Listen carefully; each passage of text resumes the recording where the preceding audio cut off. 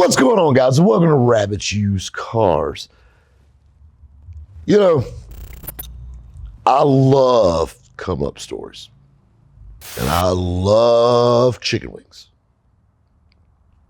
And I love when those two come together. Even better. It's actually kind of like an open-ended, going three different directions story, but old Daddy Rabbit will bring it all together for you.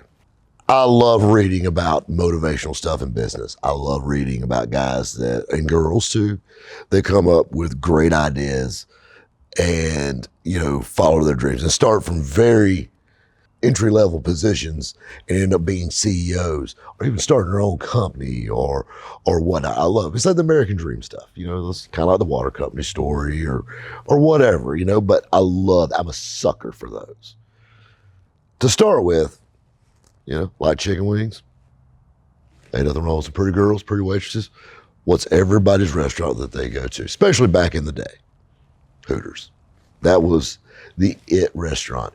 And a little side note, I actually went on a date with the very first Hooters girl. And before you thinking like, man, old Rabbit's a pimp, keep in mind, there's quite an age difference between us. The very first Hooters opened up in 1983. I was 4 in 1983. So needless to say, she was a nice lady, but kind of looked like I went on a date with my mom, but beside the point.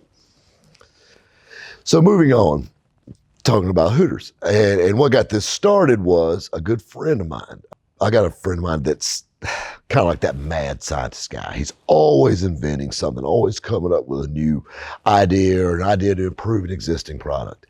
And I love talking to him. His name's Nick. He's up in North Carolina. And I love Nick. And Nick is one of those guys, if he sets his mind to something, he does it. And I hate it because he's so talented sometimes. Like, I envy his talent. And you're going to see when I'm talking about talent. Probably one of the biggest problems with any mechanic in the world is dropping stuff. And you got to think about new cars, everything's compact, tucked tight together. You drop a bolt or you drop a screw or you drop, a 10 millimeter socket and it don't hit the ground. What do you do? Well, you got magnets. Well, magnets unfortunately stick to everything metal, not just what you're trying to pick up. So my buddy came up with an idea and he called it the formable grabber. And basically it's like a tube that had little arms on it and the little things. And there's things similar to that now. But he made his in a way that was way better than anybody else's and strong. And the thing that was cool about it is it was good at picking up bolts in tight places. And that's originally what he intended to do with it. And he got all these patents and all this stuff. And I'll never forget, he sent me the very first one. You got to think about being in the used car business. One of the biggest pains in the ass is a car that's locked up with the keys in it. You go call Papa Lock and jiggler sets. Jiggler sets are basically keys that don't fit nothing, but they basically have the rough cuts and you can jiggle them. And if you know what you're doing, and with a little practice, you can open a car door with a jiggler set. The only downside is usually you need a lock cylinder when you're done doing it because it tears up everything in them. But beside the point, jiggler set, bad. So my buddy Nick came up with this thing called the formable grabber. And keep in mind, it's a real skinny tube, and it's got these 4 little arms that come out and just grab. You could break into a car with it. Because you got to think about it, you get this little tube. So any little crevice that you could get, tube that big through, it would work. So you could pull, the weather strip back or the dew wipers, as I like to call it, back, and you could slide right in and imagine just latching onto something. So it worked, kind of like a Slim Jim, but instead of, you could go just and pull up. Another thing you could do that was really neat with it is if you got a car, especially like a hardtop car, that, there's no post, you could take and go between the glass and reach in, pull a handle, flip a button with it.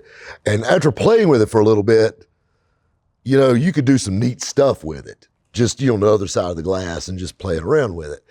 And you could form it any way you needed it to be and it would stay that way. And this thing was so ingenious. And I mean, he sold these things to the military, and he sold these things to companies all over the country. You see, I had one of the very first ones, still got it, love it. It's in my toolbox now. And it's just that handy thing. You don't use it every day, but when you need it, it's like the most handiest thing ever. And I'll shoot him a text and be like, man, this thing saved my ass again. I was checking up on my old buddy, and former grabber's doing good. He's doing trade shows with it and stuff like that. Well, COVID hit, so obviously there's no trade shows, and so it kind of slowed things down a little bit. So they got him kicked back thinking. But what does he start doing? And this is what I love about this guy. His brain never stops. COVID didn't even remotely slow him down. He starts baking cinnamon buns. And they're good. These things are friggin' like fat kid crack. These big old cinnamon buns and all the icing and glaze, whatever the hell's on. Little straight up diabetes. That's all it is. And these things are majestic. And next thing you know, he made a few and took them and sold them like at an event or something or something like that. And next thing you know, he had people ordering them. And then next thing you know, he's got a big old event trailer where they're baking these things on the premises somewhere.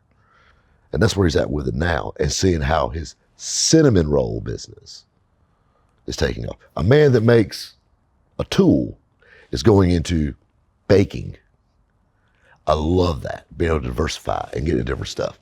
Now to bring it back to the Hooters thing, speaking of cinnamon rolls, what's one of the most popular cinnamon roll companies probably in the country, probably the world? I haven't researched this. Cinnabon. Do you know who owns Cinnabon? And before you Google it, a very nice lady owns Cinnabon who was a waitress for Hooters. She actually worked her way through the ranks at Hooters. She decided to start her own company, and that was Cinnamon Cinnamon Rolls. Just goes to show you guys, you never know. It ain't all about where you start. It's where you end. Guys, we'll catch you next time here at Rabbit's Used Cars. I'm craving some chicken wings. What's up? It's on you. What's going on, guys? So my buddy